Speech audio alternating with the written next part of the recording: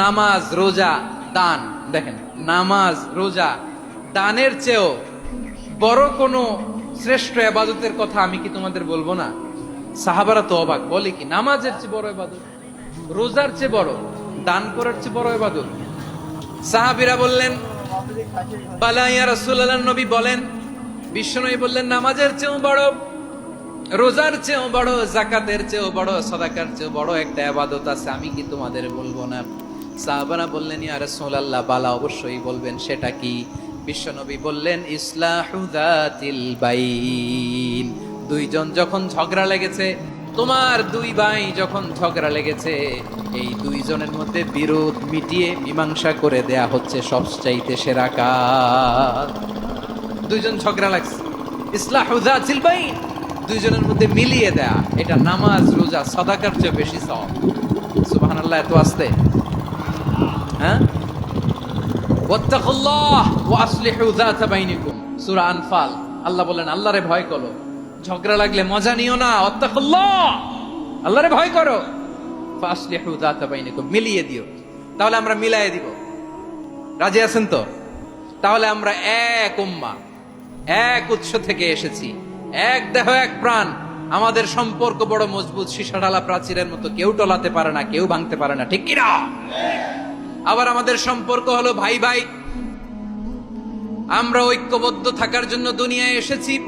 কেমন করে ঐক্যবদ্ধ থাকতে হয় দুনিয়াবাসীর শেখানোর জন্য এসেছি। আল্লাহ বলেন ও নবী, শুধু মুসলমানের মধ্যেই ঐক্য করলে হবে না, প্রয়োজনে ইহুদি নাসারাদের সাথে ঐক্য গড়ে তোলো। কথা শুনতেছেন? প্রয়োজনে আহলে কিতাবদের সাথে ঐক্যবদ্ধ হওয়ার আদেশ দিয়েছে কে?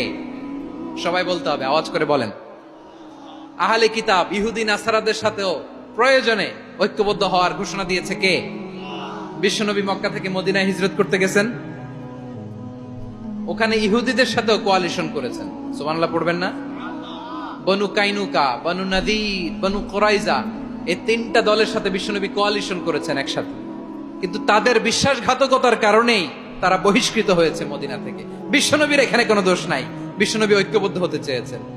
আল্লাহ তাআলা নবীরে বললেন, নবী তুমি তাদেরকে বলো, ও আহলে কিতাবের ভাইয়েরা, ইহুদি নাসারারা, এসো এসো এসো, আমরা এমন একটা বিশ্বাসের প্রশ্নে একত্রিত হই, যে বিশ্বাস তোমাদের নবীরাও প্রচার করেছে, যে বিশ্বাস আমিও প্রচার করি, যে বিশ্বাসের কথা তোমাদের পবিত্র ধর্মগ্রন্থগুলোতে রয়েছে, আবার যে বিশ্বাসের কথা আমার কোরআনের মধ্যেও রয়েছে, আসলে ওই কথায় আমরা একত্রিত হই। সুবহানাল্লাহ। তাহলে ভিন্ন ধর্মী তাদের সাথে যখন আমরা ঐক্য করব, কিসের উপর ঐক্য?